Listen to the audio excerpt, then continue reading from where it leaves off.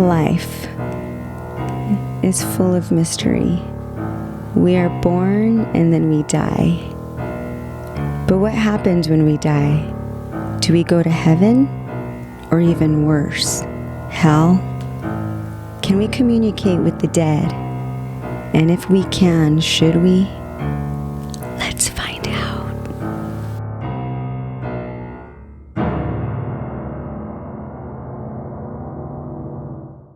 What's up, guys? Welcome back to another episode of Pedro Paranormal. Today I have a very special guest here in studio. We have Leah, aka Dona Junta, on Instagram, on social media, right? Yes. Thank you for being here. Thank you for being here. She's a photographer, a street historian. You know, she takes pictures of like old buildings and puts knows a lot of information, and that's one of the main reasons why she's here, because as many of you know, I do a lot of paranormal investigations and EVPs and all that, and I usually go to places where, I've heard are haunted, but it's good to have someone here that actually knows about the buildings, and it's something that, that's something that I should actually start getting into, like finding out the history of stuff, because a lot of times when I capture stuff, I have no idea who it is or what. Yeah. Anyways, thank you for being here.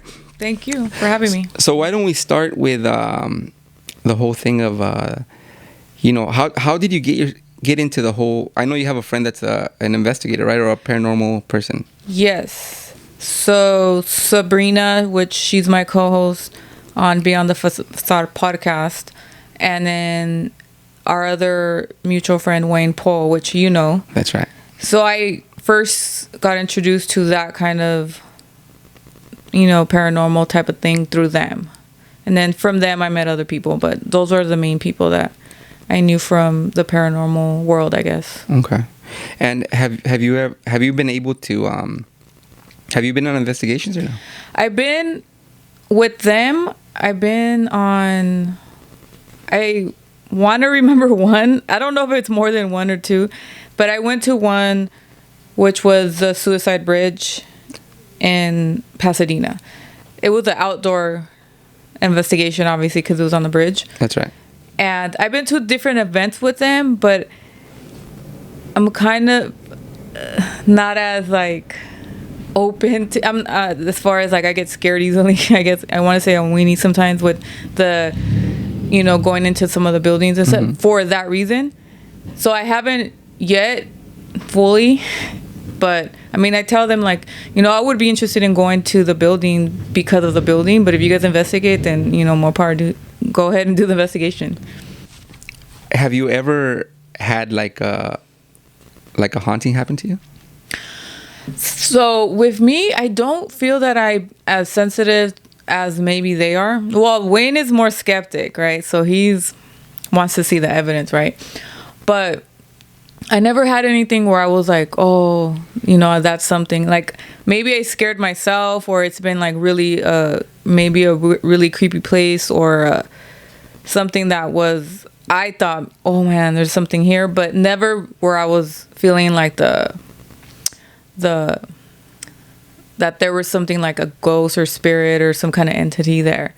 Not in the way that, they would if, because they're investigating. Okay. So never, not even as a child? Never? Nothing? I think as a child, we scared ourselves. Like, we used to say all kinds of stories about where we lived. And I don't know if that was ever really valid. Because it was like, I feel like a lot of it is in our mind that, oh, that thing is haunted or that something's there. And then you get scared. But never fully like, yes, there was a spirit or some kind of body or whatever, all these apparitions or whatever. Okay. Never that I can remember right now to that extent. So you're kind of a skeptic. I'm not a skeptic. I know maybe there's things out there, but I think that it doesn't probably show to me personally, because I've been into a lot of buildings and different places, but I never was able to like see it or like hear it. I heard evidence that other people have had, like Wayne, and recordings that I have heard. And from there, it's like, I know that there's something out there, but yeah. So that's really strange to me, because especially you know, that you go to all these places, these old buildings, and all the pictures you take. You know, I would have thought by now you would have had like tons of pictures with like some kind of you know, shadow people or something. Nothing? No, well, Sabrina, she mentioned shadow peoples and all that. We talked about that on the last episode, where she experienced a lot of that. But she says that from childhood, and if she ever comes, she could share her story. Since she was a child, she always had kind of that like connection. Yes. So I think it really depends on the person. Maybe. In some ways. Yeah. Because I mean, I know there's people that don't believe in it, and they've actually experienced stuff. So yeah, I don't say like, oh, I don't believe in that. I won't ever say that. You're open to it. Yes. You're open to it. Well, you're on your podcast mostly about the paranormal, so yeah. So it's not where I would be like, oh no, there's something there. And of course, I do like to see evidence and things like that, but yeah. I'm not like completely like that's fake or any of that. Yeah. And then I learned from them. So what's like the most haunted place you've been to? Because I mean, you go to all these old buildings, so there must be one that like you've heard stories about from, you know, from other investigators and stuff. I guess the one that I could think off the bat has been maybe the Cecil Hotel. And supposedly they say the General Hospital is also has activity, which I don't doubt it. So many people died there. Yeah. Like, so that's the one over there at LAC USC, which is one of my favorite buildings. And nothing. No, Not I to you, at haven't. least. No, but I have talked to people online when I post, and they said that they have gone urban exploring in there, and they say it's really active, or it's, you know, obviously there's presence there. Yeah. I mean, you know what? I've been to like the Queen Mary. Have you been there, right? Yeah, I have, and to me it was it was nothing. You should try they have a ghost tour, in the middle of the night. And that's where I actually started my whole thing. I went to that tour with Matt, and that one I think it was from 10 to 2 in the morning. Oh. And that one was really cool because I actually got to capture, you know, my first EVPs, and it was me and my brother, and you know, we recorded in separate devices and we captured the same thing. Oh, so wow. kind of more, you know. And what kind of evidence was it? We got a man talking. We got a child talking. The male, I think we caught it twice. They took us down to this. They call it a safe room. That's in the bottom of the ship, where I guess if water comes in and there's workers down there, they would run into that. You know, that's the drill. Run into that room and seal it. And that's where we captured the male voice twice, and then a child voice in the, I think it was the changing room. There's like a bathroom, it looks like a bathroom, but it's like a bunch of little stalls. Mm-hmm. And it's for the pool, I guess, where you change. Mm-hmm. And there's supposedly a spirit of a little girl there. Oh, okay. And we captured her voice too. So, and I'm actually supposed to have Matt here probably in a couple of weeks. So I'm excited for that too. But anyways, well, that's weird that, you know, especially, you know, being Latina, you know, because Latinos, we always have all these, we hear all these stories from our parents, our, you know, grandparents and stuff about, you know, urban legends, I guess you want to call them. And so I think that's what sparks the curiosity in a lot of us, because we grow up hearing all those stories, and I guess we kind of want to experience it in a way. Well, you would think you grow up with that, but my parents were like hardcore Catholic, so anything haunted or was like the devil and all that. So I didn't grow up with them saying those urban legends, but then I had cousins in the neighborhood, and we would say stories, the scary stories and all that. So I did in other ways, but yeah, they were like anti anything. Yeah. Even though their prayers and all that is probably paranormal too, you know, all the chants they do and everything for their little altars. That's what I was going to say, because, you know, I grew up Jehovah's Witness. Oh, okay. And the same thing. You know, no watching scary movies. Of course, we found our ways, you know, as kids. No watching scary movies, no talking about this, no reading this type of books. But that sparked the curiosity even more. And not only that, you know, at church, they talk about spirits and the devil all and of ghosts. It, right? So, all of it. Yeah. You would think, right? Yeah. But do you have any like ghost stories from family, like a big story that you heard that like really stuck to you? Yeah, actually, my aunt used to live in Wilmington, she lives in Mexico now, but she was in Wilmington here with all my cousins, and she was living on the east side, kind of by, you know, that famous burrito stand. It's like it's like some kind of like taco burrito stand down Montoya's. Montoya. People go there, get menudo and all that from back in. She lived in near that area, and I do remember that when she moved there, I think she was there like maybe 10 years. There was always stuff that was happening to her. Like one time, she said she was in bed with her husband, and they were getting ready to go to bed, and she felt somebody pull her legs, and then she seen like a bulto. That word scared me. Bulto, like what is that? You know, like a shadow person kind of. Yes, I didn't know that. And she had seen a bulto, and like her legs would get pulled, and really random things like that in that house. And it was creepy to even hear it. And then she ended up moving to Mexico, and the house she's at now is haunted. So I think they follow her. Yeah. And supposedly they say there's a treasure in the house. You know how they say, oh, there's a treasure, so that house is haunted because there's something in there. And I think either my uncle or one of the uncles like try to dig it up, and they didn't find anything, but that was like the legend. Like, that's why. But the spirits or whatnot that ended up going to her house in Mexico, they were kind of like mean. They weren't like very friendly. The one at the house too was very kind of there to kind of scare her, but it was only like with her. And I can't really say my other cousins, my cousins didn't experience anything, but I remember she always like felt that. So. Okay. Next question. Did you try to figure out find the history of the house? No, that was like way back, like when I was a kid. Okay. I was probably still in elementary, middle school, so I didn't have the interest at that time. But you should go back. The house is there, and I know where it's at. I mean, it would just be a matter of looking up. Maybe something did happen there. That's a good point. Yeah, because you know what? I've done that when I've heard of like places where people lived that they experienced stuff. I've actually gone and knocked on at the doors and asked questions like, have you guys experienced anything? And half of the time they have. And they don't trip out like, who's this guy coming up to her? No? I'm crazy like that. Wow, that's pretty cool though, because that's how you get like actual anecdotal history, like people talking to you and sharing. The same thing with the previous guest, Damien Franco. She lived right down the street. When she told me her stories, I actually went and talked to the people that live there now. And they verified everything she said because they had some of the same experiences she did. And they're still there? And they're still there. Wow. So they're okay with... They're okay with it. Interesting. That doesn't bother. I mean, they're very religious too. And and what's crazier was the family before, the family that's there now, they were haunted too. But they're actually Jehovah's Witnesses. Oh. So what I did, because, my parents knew them, and my mom would ask me, like, how are your neighbors? And I would always say, good. But anyways, they moved out. I never asked them anything, right?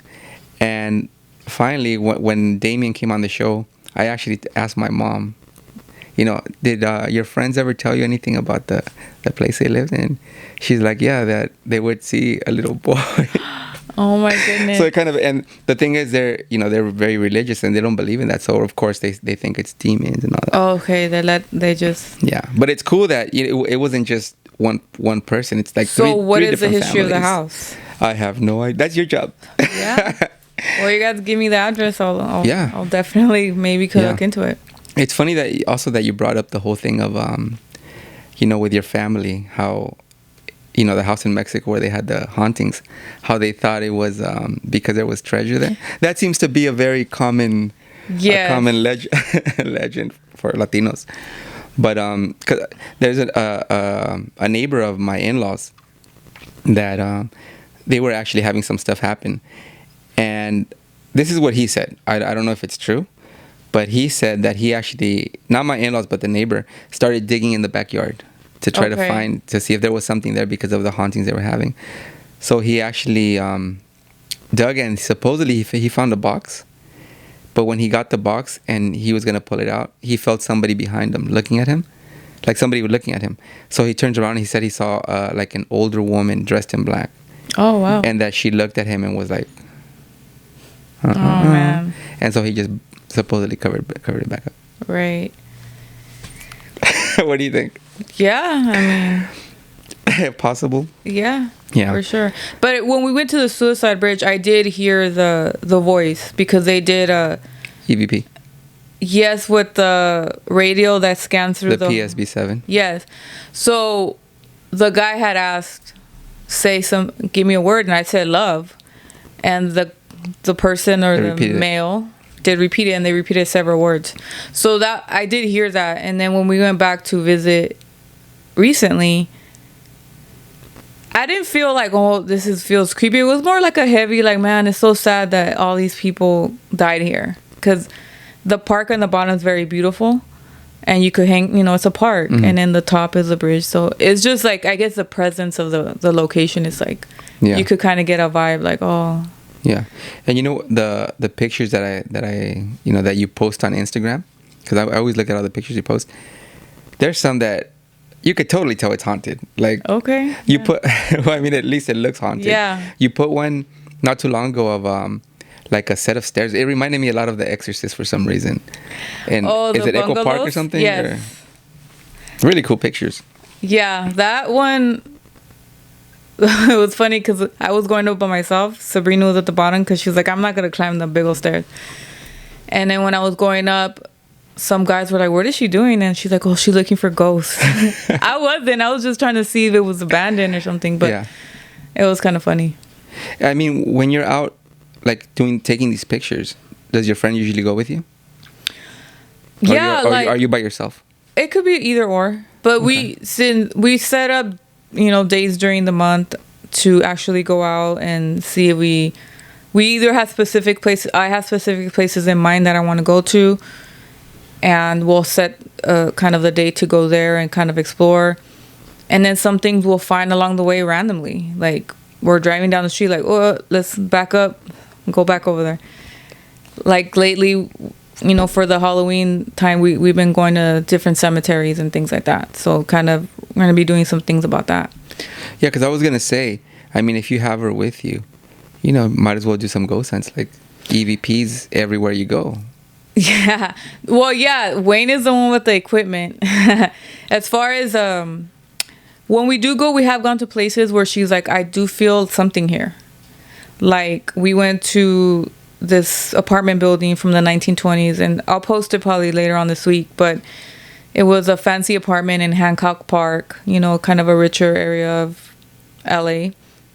And I love 1920s buildings, so she was looking at it and she was like, oh, I feel like people are staring. I mean, they literally could, but it was more like she said she felt like there was a lot of people kind of looking down.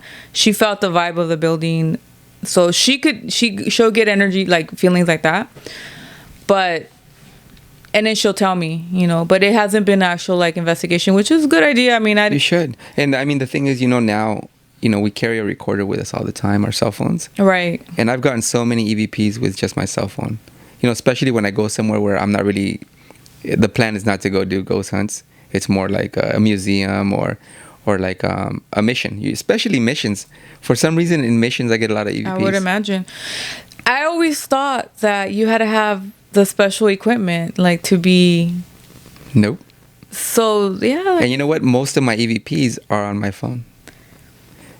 I mean, I have all the fancy gadgets, the PSB7. I have scanners. I have thermo cameras, but most of the time, I don't carry that stuff around with me all the time. But you're actually calling out for it, right? Like, hey, who's here? Yeah. Is there anybody here? Okay. Can you say my name? Stuff like that. That's a good point. I'm gonna tell her next time, like, hey, do it. Let's see. Yeah, because I mean, if you could record with the ghost hunting equipment, that means you could do it with anything. Yeah. No, that makes sense. Yeah. So, your friend, how long has she been doing the whole paranormal stuff? And how did you guys meet? The same way, like with us, like where you're a photographer and you're into old buildings, and so why not? Let's get together and start a podcast. No, we met because we were into we also do a lot of advocacy for prison reform and just different advocacy like that. So we met Okay. through that circle of group of people, and from there we just became You know friends. what? I noticed that with your page and stuff, because you have a lot of things where you you put on your podcast, even you put the number for like a suicide hotline and stuff. Yeah. You're very involved with a lot of things. Yeah. That's pretty cool. I wish I had the energy to do that. I barely have the energy to do this. But that's really cool. One of the last posts you put on Instagram, you went to a cemetery, Yes. and it was someone that had been murdered, right, in prison. Was it in prison? Yeah, so his name was Benny Moreno. He was a 13-year-old, Mexican American boy, and he was incarcerated at Fred C. Nellis, which back then was the Whittier State School for Boys, and it was a big reform school in Whittier, and it had a huge like Gothic style building, built in the late 1800s. And during the time he was there, it was still Whittier State School, the reform school. And he ended up being sent there because he was like a kid from a big family. I think it was like 8 or 9 siblings, and parents worked, and he was probably not a lot of attention to him. Ended up like getting in trouble, something really petty. I think like maybe running away or something really petty, and got sent to reform school, which back then they were really harsh for really small things. And he was sent there, and he tried to run away a couple times, like go AWOL. And because he tried to go AWOL, they put him in the shoe or like the hole. Okay. Where he's there like 24/7 or whatever. And he was there for a while. Prior to that, he had reported that there was allegations of abuse, like either physical abuse and sexual abuse from guards. And nobody believed him, and he was just sick of like, being there. That's why he would go AWOL all the time. And again, his parents were like trying to survive, had a big family. So anyhow, he was in the hole, and it ended up that one night they found him hanging, right? And they said he committed suicide. But it turns out that, I guess through the process of the supposedly investigation, they're like, he wouldn't do that. Like, he was not the type of kid that would do that. And they were trying to question it. And the family was able to get like some help. There were some kind of advocates back then, like for Hispanic people, because there was not that many. This is the 1930s, so there was not a lot of like advocacy like now. Yeah, of course. But there was a few, like I think there was some kind of organization that helped like Mexican Americans at the time. So they ended up trying to see if they could investigate his death, and they ended up taking it to the court, and they exhumed his body. They found that like some of the bruises he had didn't coincide with a hanging, and so there was like this evidence that it was not a hanging. And then the cellmates that were around also were like, this guard, like it didn't match up. Anyhow, the state pretty much got away with it. They did not take accountability. They ended up closing the case. But yeah, so after he died, I think about the next year, another kid died. Eduardo, I believe. Same way. Yeah. But in this case, he was gonna hang himself just like almost a little bit, so he could still be alive to be sent to the hospital, and then AWOL from the hospital. But he ended up dying because it didn't go through. Yeah. But the fact that these kids were dying at these reform schools kind of brought light to like, okay, what's going on here? Mm-hmm. And then after that, it changed to the California Youth Authority, which the state took over, and that's how that started. Yeah. So the Youth Authority school. So I kind of researched the history from when it started, and he came up in the research. Oh, okay. So we went to visit. I found where he was at in the cemetery here in North Hollywood. So me and a friend went, and we took flowers. We found the grave, and just because it's somebody he's probably been forgotten forever. His family's probably been gone or doesn't know about him like that. So we just went to visit him and, paid our respects. And then it's been a year, so around this time, so again, because of Day of the Dead and everything coming up, we just decided to go back and just highlight him again. Yeah. Yeah, you know what? When I saw that post on your Instagram, it really it reminded me a lot of this person that got murdered here in San Pedro in some units.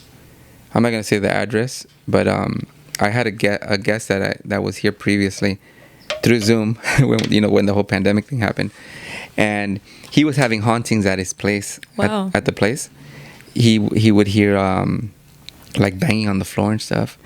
So he's like, there's something going on, and he got an EVP. I ended up going to the cemetery looking for the name of the person that he recorded on the actual EVP. Wow. And we found the person. Wow. So right away that reminded me a lot about that, and it was like, you know what, that would be it made me curious. Like I wouldn't mind going and doing an EVP, especially knowing that story of what happened to him.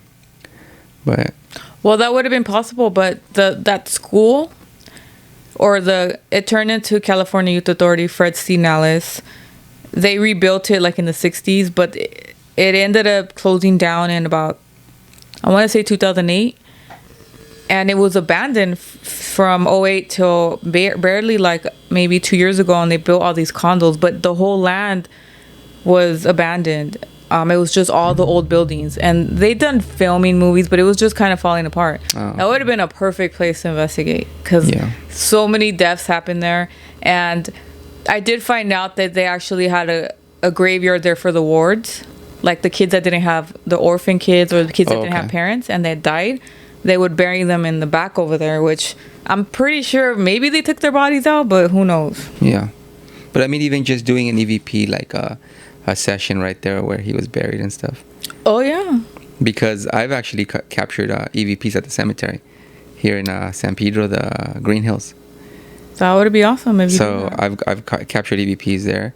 And I think, a lot of times I guess people think the spirits stay where it has to be where you passed away, and I don't think that's always true, because I've done EVPs. I remember when I barely started doing EVPs, I went to Fort MacArthur. You know where that's at? Yes.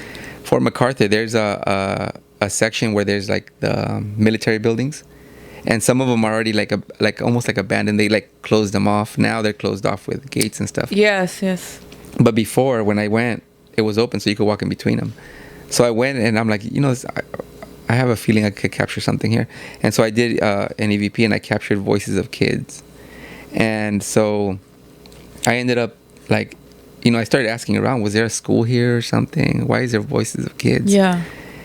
And I ended up finding out after, because one of my friends worked there. He was like, what do you call it? That does the lawn and all that, like landscaping. Uh-huh. And he's all like, yeah, it's weird, dude. He's like, I always get some weird vibes from right there where I capture the EVPs. Anyways, I ended up finding out later from someone else that I guess when people would drown at the beach, which is right down the street, yes, they would take the bodies up there. And a lot of times they were children. That's the story I heard. I don't know if it's true. But you should know this. Do you know? No, but there is a Gaffey pool. I'm surprised nobody drowned there, and maybe that's taken true. there. Oh, that's true. Huh? That's true. Yeah. I mean, I used to go to Gaffey Pool. I don't remember anybody drowning. But No, but that pool's old, like really old. Oh, okay. Because it used to belong to the military base. Oh. They would switch. That was their pool. And then it became a public pool. Oh, okay. So there you go. Yeah, and then I used to be into graffiti, so I painted there in the pool. When people used to do graffiti in the pool, and they came out on the show like some like cold case show. So I thought that was weird and funny. So you're an artist too? Yes. All right. Yes. All right. Well, yeah.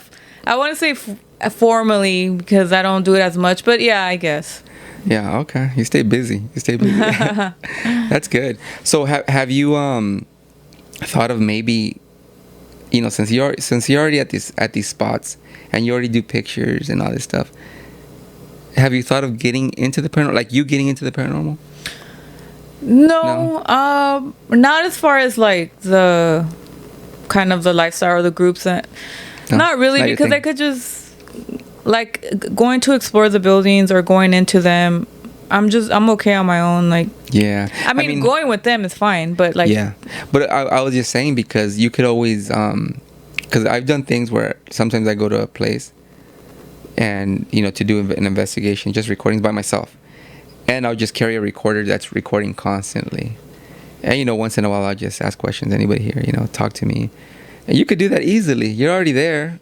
I'm just a little bit scared, though. Uh, There's that part, too. So that's probably it. It's probably more Yeah. the fear of, especially because you're on your own a lot. I mean, I am on my own, but then if I come with other people, like whoever wants to Yeah. go, then I'm not. But you know what I've noticed doing EVPs and stuff? It's better if you're by yourself. That way there's no mixture of, oh, it could have been this person saying something, or Right, anything. It's yeah. you're alone and it's quiet. So Yeah. it's perfect. You would be a perfect ghost hunter. Yeah. I'm more like, stay away from me. Yeah. Well, you know what? Where did you grew up here in Pedro? Yes. Okay. Mm-hmm. And you never lived in. Did you ever play Ouija board? I did. Did it work? Supposedly. I was high school already, and it was about maybe we were like 16. So whatever grade you're in that time. And we had ditched high school. And my friend, he lived in some townhouses right there on PCH and Figueroa by like in Wilmington. Okay. Like kind of by that Denny's across the street. There's some townhouses right there. Yeah. He lived there, and we went to his house during the daytime because obviously we ditched or whatnot. Uh-huh. And he had the Ouija board, and we were playing, and I don't remember. Supposedly it was moving. I don't know if somebody else was moving it, like when it like. So you were playing with other people, not by yourself, like. No, Okay. with other people. And then I don't know if they were messing with me though, because I did get a text, a beep. Remember the beeps? The beepers? Yeah, the pagers. It said 666. Like, right when While you were playing. I get like we were playing upstairs in the room, and then I think our bags were downstairs or something, and then I got the page 666. So I don't know if they were messing with me, like my friends. I can't really verify that, but it just was a weird timing. Yeah, and the moving part was, it almost really looked like it was being moved and not them. So I don't know. Oh, that's crazy. That's crazy for someone that, like, you know, you're not really into it, but because I played it and I'm hardcore into, well, not hardcore, but you know, kind of into the paranormal, and it doesn't work with me. No. So it's weird that, and you know what? When I played it, it was also during school, but I was at Angels Gate. Remember that school, the adult school? The bad school. Mm-hmm. Yeah. For bad kids. But you know, that in that school you could walk out and just, there was benches in between the buildings and stuff, like lunch benches kind of. And so one of my friends would take a Ouija board and they would just play out there. And it was funny because every time I would, you know, one person would get off and another person would come in, so it'd be two people at a time. Yeah. Every time I would touch it, it would stop moving. And then I take my hand, someone else comes, it would start moving. And we rotated through a group of people. Yeah. And it kept moving except for when I touched it. I feel like I seen it moving too, but you barely brought that memory now. I haven't thought about that since then, but yeah, it was weird. Go. And you got the 666. Yeah, so I don't know if they were messing with me, but that together, I was like, oh hell. Well, you know what? If you get like a text message 666 today, that it's confirmation. A page, because I had a pager. Yeah, the little beepers. I remember that. But anyways, is there anything you want to plug before we end this episode? Well, if you guys are interested in history as far as architecture, just history that's maybe not as known, I would say. I like doing a lot of history on institutions, whether it's an old hospital, whether it's an old prison, an old like park, anything kind of like place here in LA or anywhere that I find interesting, then I'll try to do the research on it, and then I'll go actually look at it and visit it. So if you're interested in things like that, definitely check out my page. It's under swapme_chronicles on Instagram. So, I'm pretty active on there. And a lot of it is architecture because I'm really passionate about architecture in addition.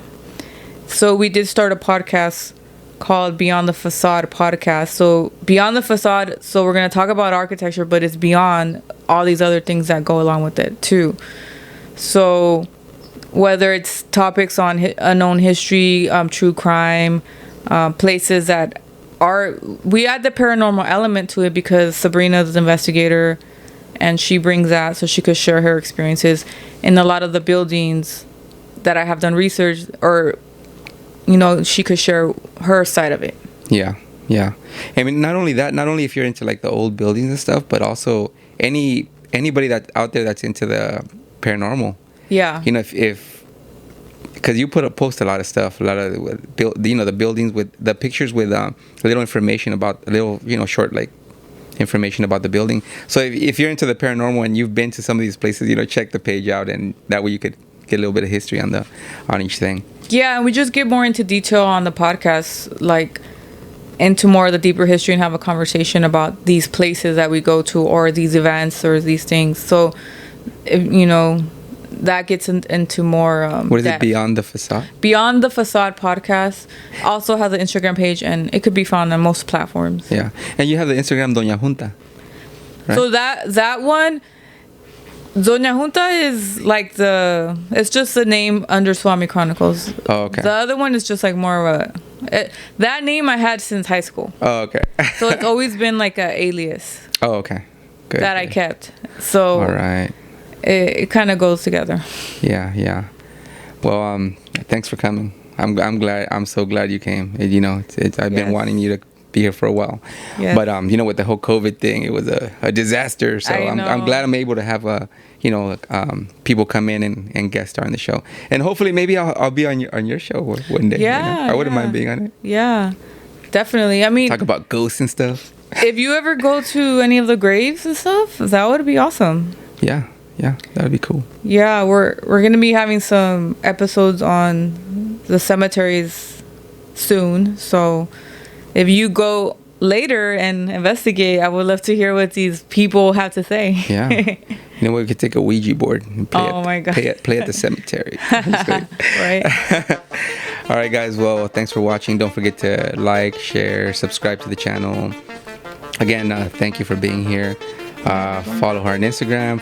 Watch her podcast. It's really cool. It's really, really cool. I like the whole mixture of history with ghosts. Yeah. I got to do something more like that. But anyways, guys, thanks for watching, and we'll see you guys next time. Thank you. Bye.